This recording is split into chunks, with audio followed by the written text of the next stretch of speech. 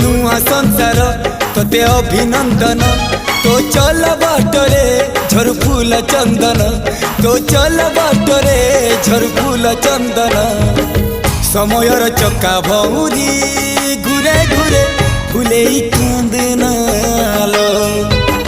चढ़ीबु तू फूल सवारी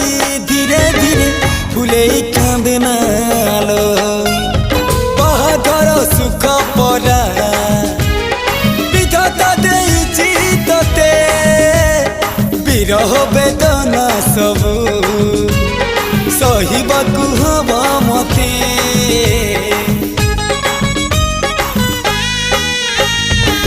सिंथी तो रहेला सिंदूरी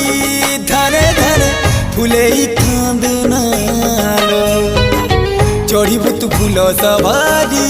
धीरे धीरे फूले कांदना।